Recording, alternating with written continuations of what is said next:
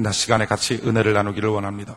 오늘 룻기서 1장 1절로 5절 말씀을 통해서 흉년과 성도라는 제목으로 같이 말씀에 은혜를 나누기를 원합니다.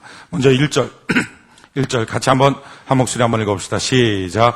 사사들의 치리하던 때에 그 땅에 흉년이 드니라. 유다 베들레헴에 한 사람이 그 아내와 두 아들을 데리고 모압 지방에 가서 우거하였는데, 아멘. 지금 그 땅에 흉년이 들었다 하는 것입니다. 그 땅이 어디입니까?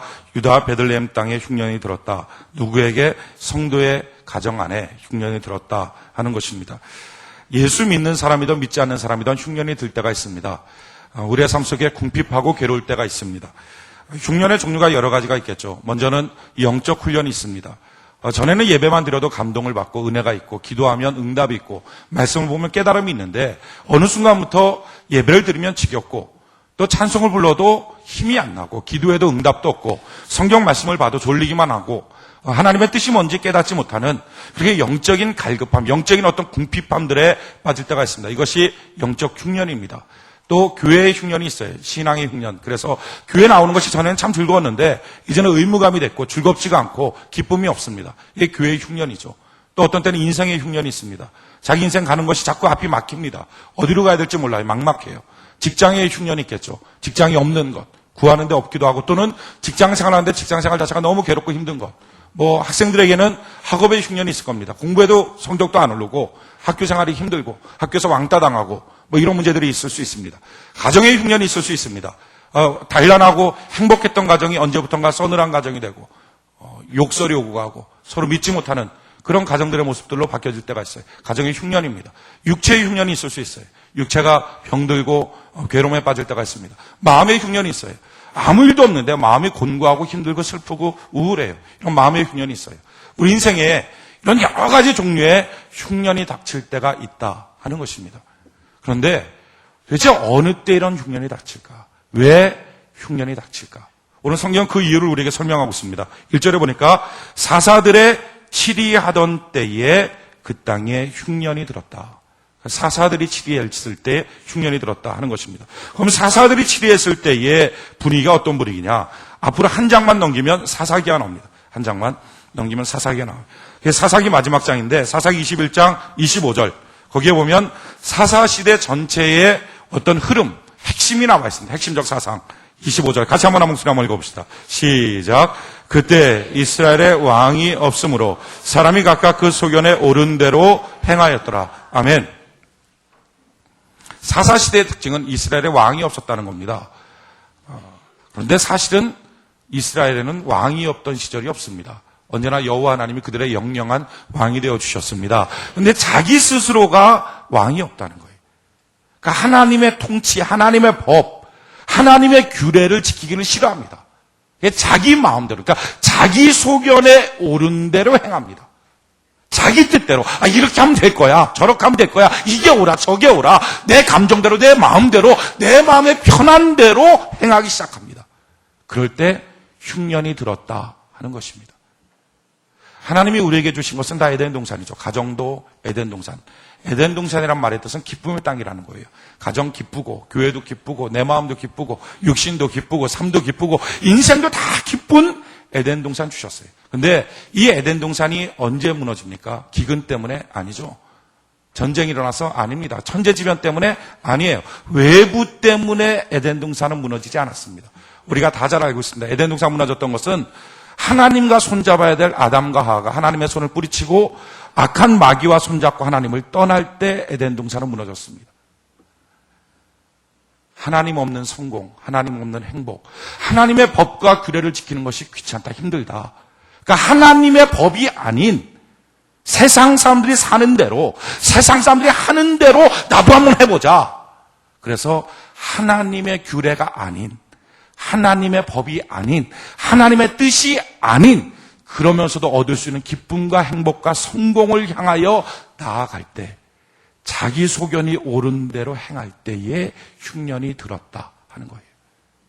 인생의 흉년이 왜 듭니까? 에덴 동산이 왜 가시왕건 기어나죠? 하나님 떠날 때 나타납니다. 회복의 방법은 무엇입니까? 간단하죠. 하나님께로 돌아오는 것입니다. 오늘 여러분들 가운데 혹시 흉년이 들었다면 하나님께로 돌아올 수 있는 은혜가 있기를 바랍니다. 흉년에 망하게 되는 가장 큰 이유가 뭡니까? 고집입니다. 고집. 오늘 이 가정도 한번 볼까요? 이 가정이 지금 흉년이 들었어요. 유다 베들레헴 땅에 사는 이 사람이 흉년이 들었을 때 하나님께 더 가까이 가야 되는데 안 가요. 안 가고 어디로 갑니까? 모압 지방으로 갑니다. 하나님을 더 떠나요. 그러니까 고집이 생기는 거죠, 점점. 내가 신앙 흔들려서 그렇다고, 믿음 흔들려서 그렇다고, 하나님께 더 나가야 된다고, 더 나가봤자 무슨 소용이 있어? 어차피 힘드니까 세상에 나와서 돈 더 벌 거야 하고, 더 엇나가 버리는 거예요. 더 엇나가 버렸을 때 어떻게 됩니까? 3절에 보니까 나오미의 남편 엘리멜렉이 죽었습니다. 그들이 모압 땅에 도착하자마자 엘리멜렉이 죽었어요. 그럼 거기서 고집을 꺾어야죠. 근데 거기서 더 인생을 망치는 게 뭡니까? 더 고집을 부려요. 나오미가 어떻게 합니까? 아예 여서 터받고 살 거야. 그래서 자기 아들들 말론과 기론을 거기서 모압 여자들에게 혼을 시켜버립니다. 그렇게 해서 10년이 지나고 결국 말론과 기론까지 다 죽어버립니다. 과부 3명 남는 비참한 현실이 되는 거예요. 우린 종종 하나님의 신호등을 보게 됩니다. 내가 잘못 갈 때, 내가 어긋난 길로 갈 때 내 인생에 하나님의 신호등이 딱 들어옵니다. 그러면 서야 됩니다. 근데 서야 되는데 쓰기 싫어하는 내 안에 고집이 있습니다. 한번 해보자는 거죠. 하나님과 한번 해보자.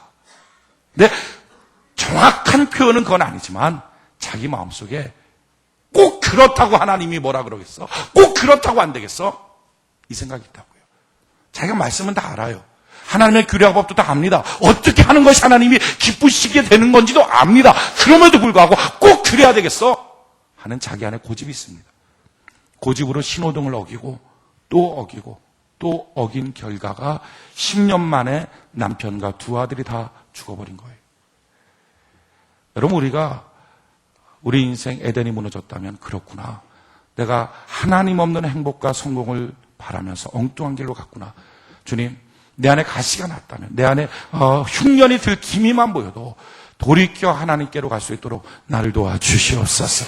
누가 보기는 사람의 고집이 없는 사람, 하나님이 만지기가 참 좋은 사람, 가시가 없는 인생. 여러분, 하나님과 반대되는 게 뭐죠? 에덴 동산이 저주받았을 때 나왔던 게 가시와 엉겅퀴입니다. 가시가 많은 사람들은 참 힘들죠. 만지면 만질수록 아픈 사람.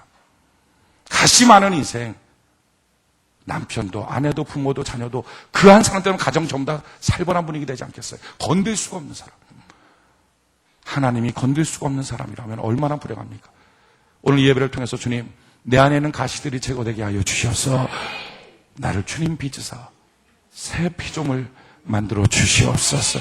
하나님의 손으로 빚어지는 인생, 진흙 같은 인생. 하나님, 그런 인생 될 수 있도록 오늘 나를 도와주시옵소서. 근데 물론 우리 인생의 흉년이 꼭 죄 때문에 하나님이 질책을 하셔서 오는 것만은 아닙니다. 또 하나 흉년이 오는 길이 있는데 그것이 뭐냐면은 테스트입니다. 테스트. 아브라함이 가나안 땅에 도착했을 때 흉년이 왔어요. 이삭이 아브라함의 장자권을 이어받았을 때 흉년이 왔습니다.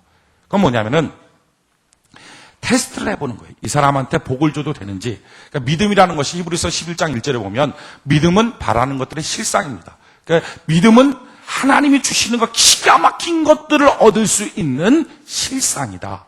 그 실상이라는 단어, 그걸 헬라어 고대로가 뭐냐면 히포스타시스예요.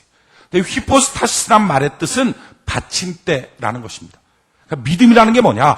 하나님이 우리에게 무엇인가 복을 주시고자 할 때 그 주시는 복을 바치는 것, 이게 바로 믿음이라는 거예요. 그러니까 하나님이 이런 묵직한 복을 우리에게 주신다고 합시다. 근데 이걸 줄 때, 이걸 내려놓을 때 우리 인간도 마찬가지 아닙니까? 아무데나 그냥 툭 던져놓습니까?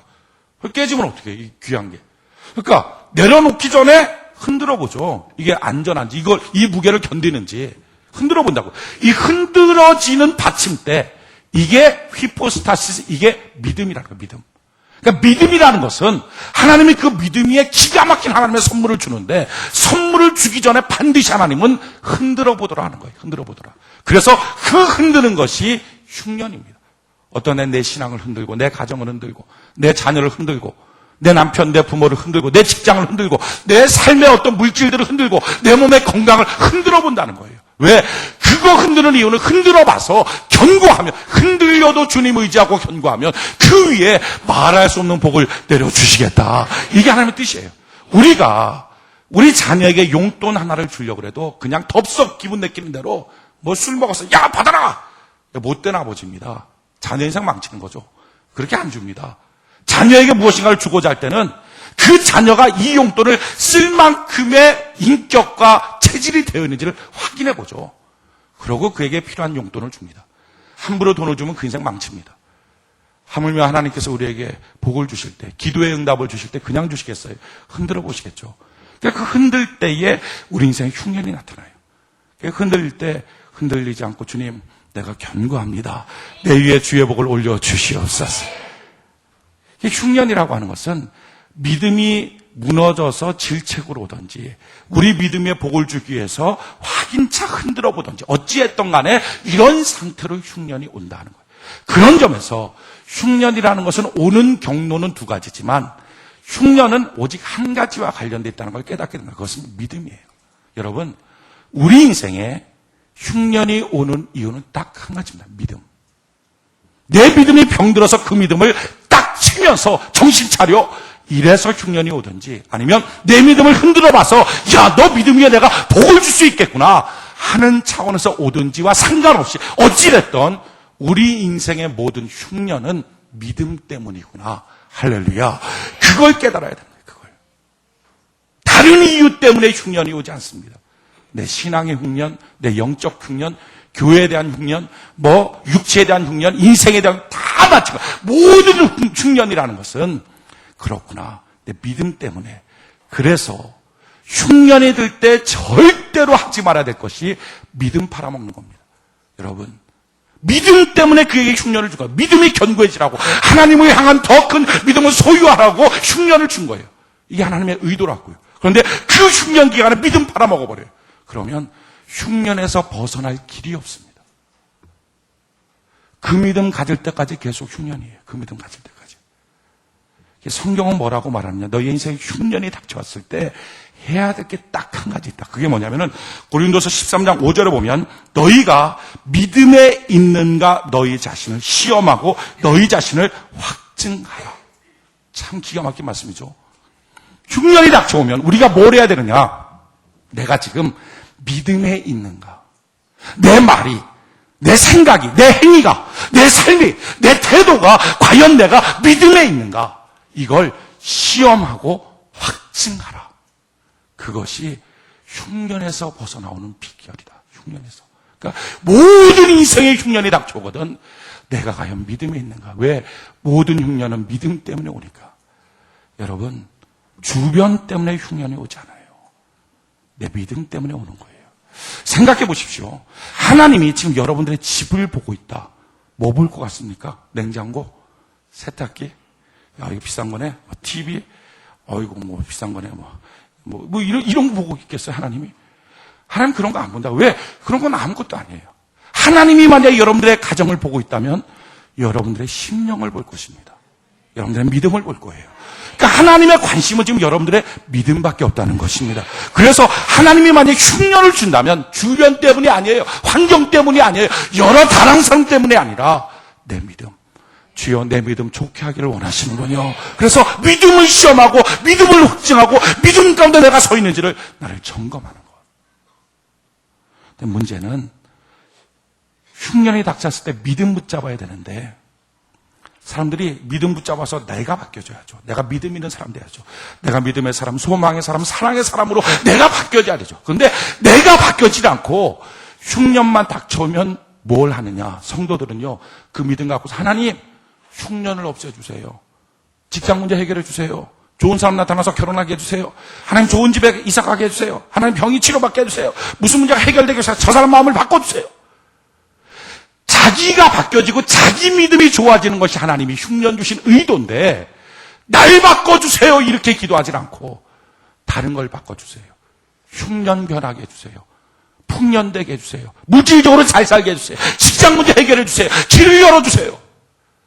그러니 그 기도는 응답이 안 된다는 거예요. 왜? 하나님 날 바꿔주세요. 내가 변화받기를 원합니다. 내가 변하여 새 사람 되기를 원합니다. 날 향하여 하나님 변화하라고 나를 믿음을 점검하라고 흉년 주신 하나님 내가 이 기간 동안에 내가 바뀌어지기를 원합니다. 내가 새로워지기를 원합니다. 이래야 되는데 그게 아니라 맨날 무릎 꿇고 울면서 기도하는 게 직장 주세요, 뭐 주세요, 뭐 주세요, 뭘 바꿔주세요, 주변 바꿔달라고 하니 하나님의 뜻에 맞지가 않는 거예요. 자기는 하나도 안 바뀌고 주변만 바꿔달라고 하니 그럼 흉년 준 이유가 뭡니까? 없잖아요.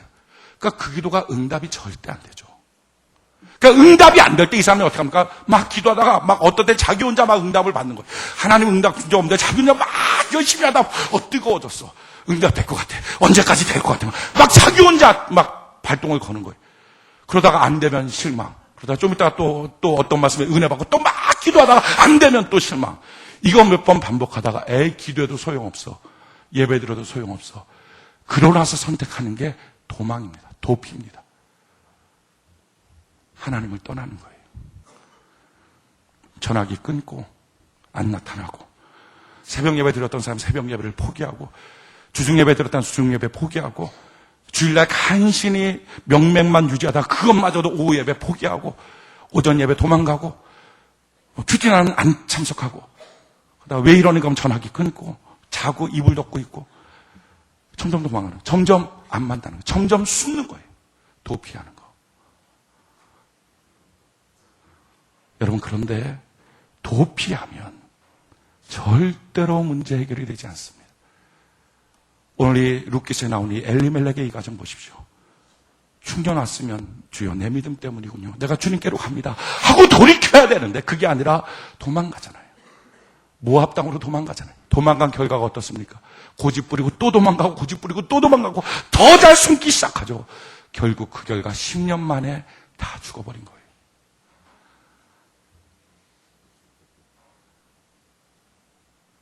오늘 이 가정을 보면 참 하나님께서는 이름 하나하나를 지어놓을 때도 뜻이 있고 의미가 있어요.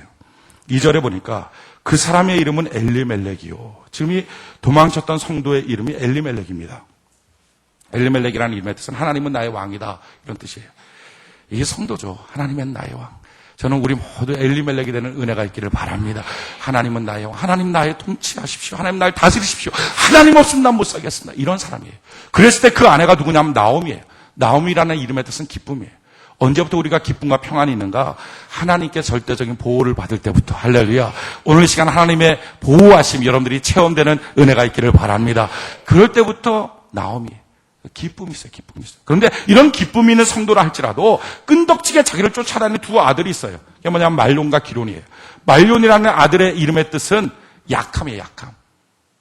성도는 다 약해요. 저도 약하고 여러분도 약하고. 그래서 성도다운 사람은 한 명도 없습니다. 하나님의 은혜로 성도가 된 것입니다. 그래서 교회 안에서는 정죄하면 안 돼요. 정죄하면 정죄의 사슬에 안 걸릴 사람이 없어요. 다 걸려요. 다 걸려요. 성도다운 사람 없어요. 저도 그렇고 여러분도 그렇고 다 성도답지가 않아요. 하나님의 은혜. 그래서 성도는 반드시 해야 될 게 자기 보면 안 돼요. 신앙생활 할 때 자기 보면 낙심해요. 저도 저를 보면 아이고 너 같은 게 무슨 목사라고 너 같은 게 무슨 설교한다고 날 보면 안 돼요. 자기가 자기를 보는 게 아니라 자기는 하나님만 보는 거예요. 주여 나는 질그릇입니다. 능력의 힘이 큰 것이 내게 없고 하나님께 있습니다. 하나님 날 도와 주시옵소서. 하나님 보는 거예요. 그러면 힘을 얻어요. 끈덕지게 쫓아내는 약점이 있다고요. 또 하는 게 뭐예요? 기론. 이 기론이라는 말의 뜻은 상실해. 자꾸 잊어버려요. 성도들의 특징은 잊어버리는 은사가 있어요. 그래갖고 뭘 하면 맨날 잊어버려요. 뭐 은혜 받은 거 다 잊어버리고 맨날 독만 남아있고 뭐 하나님이 나한테 주신 게 뭐가 있어요? 생각해보면 일일이 따져보면 너무 많잖아요. 맨날 잊어. 감사거리가 없대요. 자기는 감사거리가. 전도하라면 전도할 대상자가 없대요. 그러면서 이상하게 예배 때 안 나와서 뭐 하냐고 동창회 간다 그러고. 그죠? 예배 때 안 나와 어디 가냐고 등산 갔다 그러고. 그러면서 전도하라면 전도할 대상자가 없대요. 전도하라 그러면 전도할 일을 잊어버리고, 기도하라 그러면 기도 제목을 잊어버리고, 예배드리라 그러면 뭐 다 잊어버리고. 은사가 있어요, 이런 은사. 근데 그것이 어떤 한두 명의 특정 성도가 아니라 다 그렇다는 거야, 다. 근데 이게 어디에 살고 있었느냐? 유다 땅 베들레헴에 살고 있었거든요. 유다라고 하는 말은 찬송, 베들레헴은 떡의 집, 말씀이에요. 그러니까 찬송과 말씀 가운데 충만해 있을 때는 별 문제가 없어요. 약함도 있고 은혜도 잊어버리지만 계속 공급되거든요. 저는 여러분들이 끊임없이 공급받는 자가 되기를 바랍니다. 문제는 그것이 공급이 중단됐을 때예요. 왜 예배 드리는 것을 포기하면 위험해지는가? 어떤 사람이 이럽니다. 안심하십시오, 목사님. 저 괜찮은 사람이에요. 저 은혜 받고서 저 체험도 있고요. 저 믿음도 있어요. 저 그렇게 쉽게 하나님 떠나지 않아요. 아니에요. 성도에게는 끈덕진 말론과 기론이 있거든요. 아들 같은 잘라버릴 수 없는 약함과 상실이 있어요. 그래서 그게 은혜를 순식간에 빼먹어버려요. 예배를 포기하면 어느 순간에가 자기가 세상 사람이 돼버려요. 생각도 말도 태도도 행위도 너무 쉽게 세상 사람처럼 해요. 전에는 술 먹는 거 안 돼. 나 예수 믿는 사람이야. 어느 순간부터가 가. 오늘 막 가는 거야. 언제부턴가 그런 인생으로 바뀌는 거예요. 자기도 모르는 자기가 어떤 결심하고 그러는 게 아니에요. 순식간에 바뀌는 거예요. 왜? 자기 안에 은혜가 빠져나가게 만드는 통로가 있거든요. 근데 이게 항상 공급받을 땐 문제가 없어요. 공급이 끊어졌을 때. 지금 흉년이 들었어요. 공급이 끊어졌어요. 그때부터 약함과 상실이 너무 커요. 그 너무 큰 걸 바라보면서 어떻게 할까 하다가 그들이 선택한 게 뭡니까? 모압 땅으로 갔어요. 모압이라는 말의 뜻은요, 물 좋은 곳입니다. 여러분, 물 좋은 곳 찾아다니지 마십시오. 어디가 물 좋냐? 그게 모압이에요, 모압. 물 좋은 데 없습니다. 은혜의 강수가 되시고 은혜의 생수가 되시는 하나님께 나오시길 바랍니다. 하나님 안에 있어야죠. 이 엘리멜렉 이 사람이 사사시대에 살고 있었거든요. 어느 순간에가 자기 마음속에 내가 왜 이렇게 하나님의 법을 따라야 돼? 내가 이렇게 꼬박꼬박 교회가 하라는 대로 해야 돼? 내가 이렇게 꼬박꼬박 예배 드려야 돼? 내가 왜 이렇게 꼬박꼬박 체육대회 참석해야 돼? 내가 이렇게 꼬박꼬박 봉사해야 돼? 꼭 이렇게 살아야 돼? 이 생각이 들은 거예요. 그래서 왕 대신 하나님의 통치받기가 싫어진 거예요. 자기 소견에 옳은 대로 행하기 시작했어요. 그럴 때 하나님의 흉년이 딱 들어왔죠. 은혜가 안 되고 삶의 기력이 없고 힘이 없어져요. 작은 흉년이 시작했어요. 그 작은 흉년 때 돌이키고 깨달아야 되는데 그게 아니라 고집을 더 부리는 거예요. 은혜를 못 받으니까 사람이 더 강팍해졌어요. 더 떠나고 더 떠나고 더 떠나고 그래서 결국은 자기 눈에 물 좋은 곳을 향하여 가요. 그는 잠깐 1절에 보니까 우거하려고 갔어요. 그런 의도까지는 아니었어요. 잠깐 쉬고 싶었을 뿐이에요. 그런데 어떻게 됐습니까? 10년 동안 있었어요. 시험 드는 거 간단합니다. 사람 시험 들을 때 왕창 드는 사람 없어요. 조금씩 들어요. 잠깐 쉬고 싶은 거예요. 잠깐 내려놓고 싶은 거예요. 근데 그게 10년을 가는 거예요. 그리고 그 기간 그 고집 부리다가 다 죽어버리고 마는 거예요.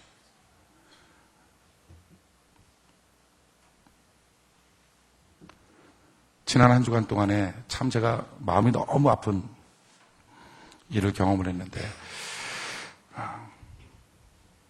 우리 교회에서 참 봉사 열심히 하고 막 충성하고 얼마나 사랑스러웠던 가정인데 그 가정이 어떤 일 때문에 좀 이렇게 마음이 안 좋아져서 교회를 떠났어요. 교회 떠날 때 제 목사의 마음은 되게 아프거든요. 아마 그 경험해 보신 분이 저밖에 없죠, 여기서는. 근데 아무튼 진짜 아파요. 상상이 안 될 만큼 아파요. 그러니까 병이 들어버려요, 몸이. 그게 한 두세 개 겹치고 나면 입원해야 됩니다. 재작년인가요? 그때 작년 초인가 재작년 아무튼 그때도 제가 그 앰뷸런스 타고 응급실에 입원해 버렸잖아요. 그 정도로 힘이 들어요. 그 정도로. 근데 그게 힘이 들지만 어떡합니까? 오라고 그래갖고 제가 축복기도 해주고 그냥 복되게 해달라고 그러고 보내는 거예요. 보낼 때 딸 보낸 그 아버지처럼 그런 마음이거든요. 이렇게 아버지처럼. 소식이 들려올 때 행복하다. 참 다른 교회 가서 신앙생활 잘한다. 이런 소식 들려오면 참 기분이 좋아요. 안심이 되고. 참 안심이 된다. 그리고 나서 이제 그때쯤 가면 이제 제가 기도하는 것을 놔요. 왜냐하면 그 교회 목사님 이제 기도해 줄 테니까. 그걸 놓고. 그 전까지는 뭐 떠났던 사람 뭐 다 계속 기도하죠. 왜? 방황하고 있을 영혼들을 불쌍하잖아요. 계속 기도해요. 근데 지난 주간에 들려온 소식이 한 가정이 아이가 좀 아프다 이러다가 갑자기 다리가 아프고 막 너무 아프다 그리고 병원에 갔더니 급성 골수암이라는 거예요. 학교도 휴학시켜야 되고 뭐 동생도 언니도 이렇게 휴학시켜야 되고 아이를 돌볼 수 없으니까 병원에 입원하고 또 병원비를 대야 되니까 집도 팔아야 되겠다. 그런 거예요. 제가 그 말 들을 때 너무 가슴이 아팠어요. 그분이 이렇게 교회 안에서 시험 들게 됐던 이유 중에 한 가지가 뭐냐면 아이랑 집 문제였었거든요. 교회에서 이제 평신도로서 열심히 봉사하고 참 너무 전도 열심히 하고 몸도 그게 좋으신 분이 아닌데 막 너무 열심히 했던 분이에요. 너무 열심히 하니까 열심히 더 하라고 일을 더 맡겼죠. 그랬더니 이제 그분이 거기서 일해서 지친 거예요. 이렇게 지쳐서 내 자녀를 돌봐야 되는데 자녀가 너무 방치된다. 또 집도 달마다 내야 될 이자들이 있는데 그 이자가 너무 벅차다. 그래서 일 좀 해야 되겠다. 이렇게 내가 교회를 언제 하겠느냐. 그 문제 갖고서 막 이렇게 씨름하다가 그냥 일 내려놓으면 쉬울 걸. 근데 이상해요. 저 못하겠다 말하면은 목사는 아무 생각이 없거든요. 참 그렇구나. 그냥 그렇게 하고 기도해 주거든요. 근데 못하겠다고 말하고 나서 성도들이 힘든가 봐요. 목사를 볼 때 저 목사 날 미워할까? 안 미워합니다. 봉사하다가 봉사 못할 때도 있고 할 때도 있지. 그걸 어떻게 맨날 하게 한다고 그러겠어요. 안 미워요. 그러니까 그냥 얘기하면 돼요. 자기가 얘기하면 돼요. 근데 그게 이제 마음에 걸렸나 봐요. 교회 올 때마다 좀 걸리고 또 어떤 다른 사역자들과의 관계에서도 조금 걸리고. 근데 그래갖고 교회를 떠난 거예요. 참 너무 가슴이 아팠는데 떠날 때도 너무 사랑했던 분이니까 제가 가슴이 아팠는데. 근데 이번에 소식 들려온 게 그 아들, 그 집, 그 아들 병들고 그 집 팔아야 된다는 거예요. 그런데 더 가슴이 아픈 게 그거예요. 그분이 그런 얘기를 했대요. 지금 날 위해서 기도해 줄 목자가 없다는 것이 너무 가슴 아프다. 다른 교회도 등록을 하고 제대로 안 다닌 것 같아. 왜 그랬는지. 제가 그랬어요. 그랬던 적은 거의 없는데 이번에 처음으로 그 연락받은 성도한테 다시 연락하라고 제가 가서 기도해드리고 싶으니까 편할 때 연락 주라고. 그러면서 제가 그랬어요. 제 마음속에 무슨 고백을 하나님께 드렸냐면 하나님, 내 평생 기도의 반경, 말씀의 반경을 벗어나지 않게 하여 주옵소서. 여러분, 성도들이 어떤 사람이 지혜롭고 복 있는 사람입니까? 환난이 다가오고 흉년이 다가와도 주님, 기도의 반경 안에 있게 하여 주시옵소서. 말씀의 반경 안에 있게 하여 주시옵소서. 그게 복된 거예요. 흉년이 닥쳐왔어요. 흉년이 닥쳐왔을 때 하나님의 뜻은 뭐죠? 내 믿음 커지라고, 내 믿음 온전해지라고, 내 믿음이 하나님 앞에서 참 병들지 않은 괜찮은 건강한 믿음 되라는 것이 하나님의 뜻인데 거기서 사람들이 고집을 부리는 거예요. 믿음보다는 잃어버린 것을 찾아다녀요. 믿음보다는 잃어버린 돈을 찾아다녀요. 믿음보다는 잃어버린 직장을 찾아다녀요. 믿음보다는 잃어버린 다른 것들을 찾아다녀요. 아버지는 돌아오질 않아요. 마침내 그렇게 점점점 떠나간 그 거리가 기도의 반경, 말씀의 반경을 떠나가 버리면 어떻게 그 사람이 회복될 수 있겠느냐 하는 거예요. 승리는 무엇입니까? 복된 건 무엇입니까? 하나님 안에 거하는 것입니다. 하나님 안에 거하는 것. 다윗은요 20년 동안 사울 왕에게 쫓겨다녔습니다. 그게 말이 20년이고 그렇지 왕한테 3,000명의 군사가 그를 쫓아서 그를 죽이고자 하는 거예요. 그런 위험한 지경을 20년을 겪었음에도 불구하고 그는 항상 마음이 싱싱했어요. 환경 때문이 아니었다는 거예요. 싱싱했어요. 그렇게 싱싱할 수 있었던 이유가 뭘까? 그는 원칙을 붙잡았거든요. 그가 그 고난 가운데 있었던 원칙이 뭐냐? 그는 다윗이 이렇게 시를 썼습니다. 시편 11편 3절로 4절에 터가 무너지면 의인이 무엇을 알고 여호와께서 그 성전에 계시니 여호와의 보좌는 하늘에 있으며 그 눈이 인생을 통촉하시고 그 안목이 저희를 감찰하시도다. 참 다윗 기가 막힌 거예요. 자기 인생의 터전이 무너졌다는 거예요. 터전이 무너졌을 때, 흉년이 왔을 때 의인이 무엇을 하면 좋겠는가? 여호와께서 그 성전에 계시니 할렐루야, 하나님께로 내가 나아가겠습니다. 주님만이 나의 피난처십니다. 주여 날 도와 주시옵소서. 그 고백을 한 거예요. 다음 주에 주일날 다시 살펴보겠지만 다윗은요 그의 생애 가운데 16개월 동안 교회를 떠났던 적이 있습니다. 말이 16개월이지 쉽겠어요? 성경을 보면 16개월 동안 교회를 떠나버려요. 심지어는 교회를 떠나 있는 상태에서 교회를 대적합니다. 싸우려고 그래요. 교회를. 이스라엘 민족들과 싸우려고 그래요. 하나님의 은혜 가운데 그 싸움의 자리는 면하게 만들죠. 그런데 그때 그의 삶 속에 위기가 닥쳤을 때 16개월 동안 떠나 있던 교회에 다시 와버려요. 그게 영역입니다. 그게 영역. 그 자기 체면 있지 않겠어요? 자존심 있지 않겠어요? 자기가 해왔던 태도와 모습이 있지 않겠어요? 근데 그 모든 것 다 팽개치고 흉년에 여호와께서는 그 성전에 계시니 내가 주께로 나아가겠습니다. 주여 나를 붙들어 주시옵소서. 그 믿음 하나 갖고 나오는 거예요. 그 믿음 하나 갖고. 이게 사는 사람이에요. 이게 사는 사람. 사울왕은 정반대죠. 그 흉년 때 어떻게 합니까? 점점 더 도망가서 결국에 무당 앞에 가서 구술하고 무당 앞에 자기의 살 길을 물어보는 인생으로 전락하는 거예요. 다윗은 고백해. 터가 무너지면 의인은 무엇을 할고. 여러분들의 인생 살다가 터가 무너지면 여러분은 어떻게 하시겠습니까? 흉년이 다가오면 여러분들 어떻게 하시겠습니까? 우리 고집 부리지 말고 여호와께서는 그 성전에 계시니 주여 주께 나아가겠습니다. 주여 나를 도와주시옵소서. 그런데 이게 쉽지만은 않아요. 터가 무너졌을 때 성전에 나가는 게 쉽지가 않다고요. 왜냐하면 시편 11편 같은 11편에 1절 2절에 보면 이런 말씀이 있어요. 내가 여호와께 피하였거늘 너희가 내 영혼들은 새같이 내 산으로 도망하라 하면 어찌민고 악인이 활을 당기고 살을 시위에 먹으며 마음이 바른 자를 어두운 데서 쏘려 하는도다.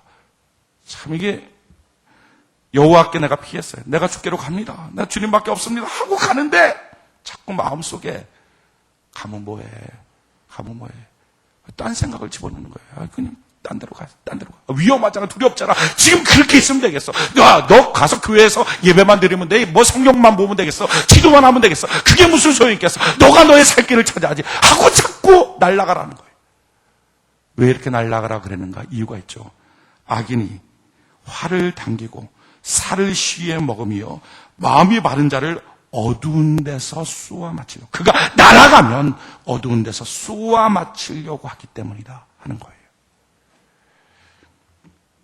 여러분 새사냥 해보셨습니까? 요즘에는 새사냥 그런 거 잘 안 하죠.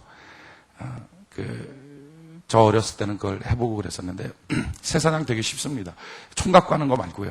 그 산에다가 이렇게 골짜기 같은 데다가 이렇게 망을 쳐놓잖아요. 그물망을 이렇게 딱 쳐놓고 동네 애들 다 모여요. 다 모여갖고 이게 뭐 집에 있는 거 뭐 아무튼 도구들 막대기 뭐 이렇게 뭐 후라이팬 종류 뭐 솥뚜껑 냄비 이런 거 다 들고 나오잖아요. 다 들고 나왔고 애들이 막 산에서 막 다다다다다 그거 치면서 와 소리 지르고 막 나무 치고 그럽니다. 저 혼자만 해봤어요? 이상하네. 막 그거 치는 거예요. 막 치면 새들이 있다 우 하고 날아가요. 그럼 또 쫓아가서 또 막 나무 치고 막 쫙쫙 치고 그러면 또 새들 넣어서 우 날아가요. 근데 그게 그냥 치는 게 아니라 일부러 그 망쳐 있는 대로 자꾸 보내는 거예요. 그쪽으로 날아가게. 막 이렇게 자꾸 결국은 우 날아갔던 새가 다 걸려요. 망에. 그럼 이제 그 싹 망 걷어갖고 그 해갖고 참새구이 해먹는 거예요. 요만해갖고 되게 맛있어요. 드셔보셨나요? 그거 진짜 맛있거든요. 근데 참 이상한 건 그때 잡아보면 큰 새들은 없어요. 다 새끼 새들만 걸려요. 새끼 새들만. 왜 그런가 봤더니 그때 그런 얘기를 누가 하더라고요. 어머니 새, 아버지 새 이런 새들. 그러니까 그 노련한 새들은 밑에서 따다다닥 치고 막 이렇게 냄비치고 그러면은 안 날아간대요. 딱 나무에 그냥 붙어갖고 있다는 거예요. 그냥 꽉 붙어갖고만 있으면 어차피 시끄러운 애들은 지나간다는 거예요. 걔네들은 지나간다는 거예요. 근데 어린 새들만, 겉모르는 뭐 아무것도 모르는 어린 새들만 그냥 휙휙 날아가는 거예요. 소리만 나면 두려워서 깜짝깜짝 놀래 날아가. 근데 날아가면 사는 것처럼 보이지만 그게 결국 사망의 그물에 갇히는 거예요. 악한 마귀가 어떻게 합니까? 자꾸 날아가게 만들어요. 악인은 바람에 나는 겨와 같다. 이 말은 바꾸면 바람에 나는 겨처럼 자꾸 들어와서 날려가는 인생은 악인이라는 거예요. 악인. 두려움이 있으니까. 하나님이 주시는 마음, 두려워하는 마음 아니에요. 근데 자꾸 두려운 마음 생겨서 그냥 있을 수가 없는 거예요. 그냥 예배드리고 있을 수가 없어요. 그냥 기도하고 있을 수가 없어요. 그냥 성경 보고 있을 수가 없어요. 그냥 봉사하고 있을 수가 없다고요. 계속 뭔가 불안해. 뭔가 딴 걸 해야 돼. 뭔가 날아가야 돼. 이렇게 하고 있으면 안 될 것 같아요. 그게 지금 마귀한테 속는 거예요. 그래서 날아가서 결국은 그물에 다 걸려버리고 마는 거예요. 터가 무너지면 의인은 무엇을 할고 여호와께서 그 성전에 계시니 믿습니까? 성전에 계신 하나님 그분 만나라는 거예요. 그분. 그래서 에스라 선지자가 뭐라고 말하느냐? 에스라 9장 8절에 이제 우리 하나님 여호와께 우리가 잠깐 은혜를 우리에게 이제 우리 하나님 여호와께서 우리에게 잠깐 은혜를 베푸사 얼마를 남겨두어 피하게 하신 우리를 그 거룩한 처소에 박힌 목과 같이 하시고. 저는 오늘 강대상에 올라올 때 우리 성도들 향한 기도의 제목이 이거였어요. 하나님, 우리 교회는 모든 성도들, 오늘 말씀 듣는 모든 성도들이 거룩한 처수에 박혀있는 못처럼 되게 하여 주시옵소서. 뽑히지 않는 못. 흉년에 다가왔을 때 살 수 있는 비결, 내 믿음 때문이라고 하신 하나님. 우리 인생은 도망가게 돼 있어요. 피하고 싶은 게 우리 인생이에요. 그건 누구도 다 똑같아요. 기분 나쁜 자리 피하고 싶고, 실패한 자리 피하고 싶고, 무너진 자리 피하고 싶고, 괴로운 자리 피하고 싶고, 이게 우리 인생이에요. 그런데 하나님의 뜻은 뭡니까? 피하면 안 된다는 거예요. 흉년의 목적과 이유는 내 믿음 성장시키는 것. 그럼 피해가면 또 쫓아오지 않겠어요, 하나님이? 성경 말에 하나님은 홍수를 타고 쫓아다니신다. 홍수를 타고 쫓아다니신 하나님, 내가 도망가면 또 홍수 타고 오시고, 내가 도망가면 또 홍수 타시고, 이 교회에서 저 교회로, 저 교회에서 저 교회로 계속 홍수 타고 오신 하나님. 대한민국에서 미국으로, 미국에서 일본으로 계속 홍수 타고 오시는 하나님. 그 하나님 앞에 홍수가 없어지는 비결이 뭐죠? 그 하나님 앞에 무릎 꿇고 다 주님 앞에 있어요. 주님 날 도와주시옵소서 하면 홍수에서 내려서 내 손 잡아주지 않겠냐는 거예요. 주님, 내가 주님 성수에 잘 박힌 모처럼 그렇게 박혀있는 자 되게 하여 주시옵소서. 뿌리 깊이 내리고 박혀있는 자 하나님, 내가 되게 하여 주시옵소서. 그런 성도 되는 것. 흉년이 다가왔을 때마다, 어려움이 다가왔을 때마다, 좋을 때든지 나쁠 때든지 하나님, 내가 한결같은 자 될 수 있도록 나를 도와 주시옵소서. 성경이 이와 같이 말합니다. 이사야 26장 3절에 주께서 심지가 견고한 자를 평강의 평강으로 지키시리니 이는 그가 주를 의뢰함이니라. 여러분, 하나님 의지하고 하나님 의뢰하는 사람이 어떤 사람인지 아십니까? 교회에서 일 열심히 하는 사람은 그럴 수 있죠. 예배 열심히 드리는 사람은 그럴 수 있습니다. 기도할 때 막 방언하고 열심히 기도하는 사람 그럴 수 있습니다. 그런데 그것보다 먼저 주께서 심지가 견고한 자를 평강의 평강으로 지키시리니 이는 그가 주를 의뢰함이니라. 하나님 의뢰하는 게 뭐죠? 심지가 굳은 사람, 한결같은 사람, 좋으나 나쁘나 힘드나 편하나 기분이 좋아지나 안 좋아지나 물질이 있으나 없으나 하나님, 내 섬기는 그 자리, 내 봉사하는 그 자리, 예배드리는 그 자리, 그 삶의 태도, 그 얼굴의 태도가 한결같은 사람. 이 사람이 주님 의지하는 사람이에요. 얼굴색 확확 바뀌고 아직 아니에요. 아직 아니에요. 기분 좋았다 나빴다 아직 아니에요. 삶의 태도, 예배의 태도가 왔다 갔다 아직 아니에요. 여러분, 거룩한 저수에 잘 박힌 모처럼 하나님이 내 믿음을 테스트하실 때, 그래, 너 참 한결같구나, 그런 말 들을 수 있는 축복의 사람 되게 하여 주시옵소서. 되게 하여 주옵소서. 이렇게 한결같은 모습을 있을 때 주님 말씀으로 나를 치료하시고 주님 말씀으로 나를 바꾸시고 주님 말씀으로 내 믿음을 견고케 하셔서 마침내 하나님이 원하시는 믿음의 용장 되지 않겠냐는 거예요. 믿음의 용장. 내 마음 바꾸시고 나를 믿음의 용장 만드시는 것은 하나님의 몫이지만 그분이 날 찾을 수 있도록 가장 찾기 편한 장소에서 언제나 있는 사람, 한결같은 사람. 그래, 성택이는 지금 어디 있겠지? 이게 예측되는 사람. 이게 예측이 안 되는 사람. 어떻게 하겠냐는 거예요. 하나님이 찾기가 너무 힘든 사람. 디스코텍에 가 있고 그러면 거기 갈 줄 내가 몰랐다. 하나님 그러지 않겠어요? 예배 시간에 막 산에 가 있으면, 야, 예배실에 있을 줄 알았지. 성도가 산에 가 있을 줄 내가 꿈에도 몰랐다. 하나님 이러지 않겠어요? 찾기 힘든 사람. 주님, 내가 한결같은 사람 되게 하여 주시옵소서. 신앙이 한결같은 사람, 하나님이 찾기가 참 편안한 사람, 주님 심지가 깊은 사람 주님 되게 하여 주시옵소서. 거룩한 저수에 잘 박힌 목과 같은 사람. 지금 여러분들은 어떻습니까?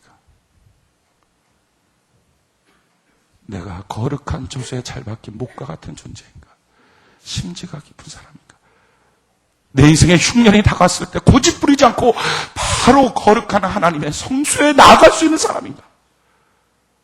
그게 승리의 비결인데, 그게 룻기서에 우리에게 첫 번째 가르쳐주는 원리 아닙니까?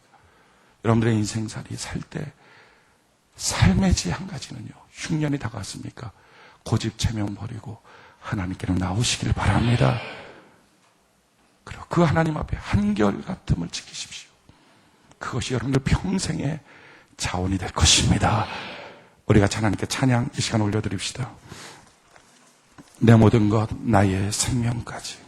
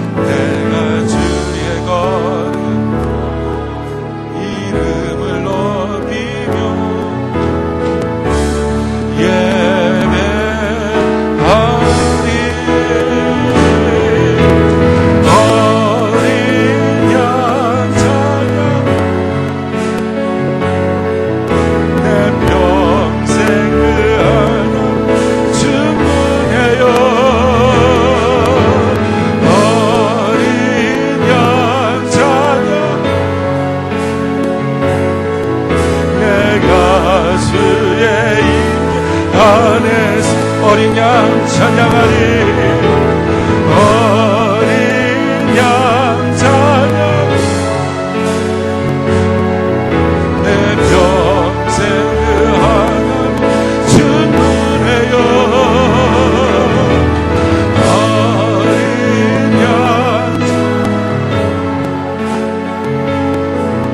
내 가슴 인계 안에서 어린 양 찬양하리.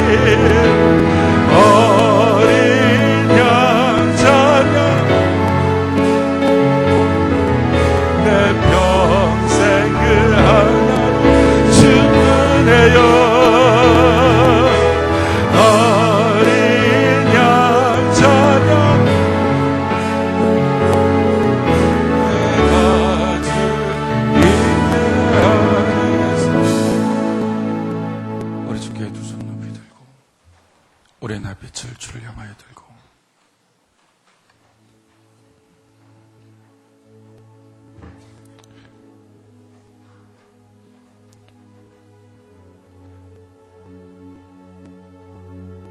하나님은 나의 믿음 때문에 일하십니다.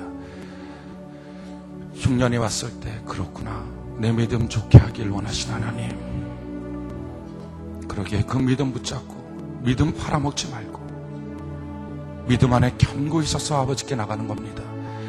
주님은 거룩한 성소 안에 계시니 내가 주께 갑니다. 주여 나를 도와주시옵소서. 내 고집을 꺾고 아버지께로 갑니다.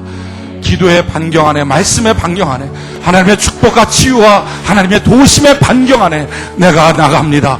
주여 날 도와주시옵소서. 하나님, 내 평생 주의 거룩한 처수에 잘 박힌 모처럼 한결같은 성도 되게 하여 주시옵소서. 하나님이 날 쉽게 찾는 성도 되게 하여 주시옵소서. 변질 없는 한결같은 성도 아버지 되게 하여 주시옵소서. 하나님이 돕고자 하실 때, 하나님이 치료하고 가실 때, 하나님의 말씀으로 성장시키고자 하실 때마다 너무 쉽게 발견되는 성도 되게 하여 주시옵소서. 우리 간절히 주여 세 번 부르고 주 앞에 기도합시다. 주여, 주여, 주여. 살아계신 아버지 하나님, 아버지 하나님, 쉽게 발견되는 성도, 쉽게 찾는 성도 되게 하여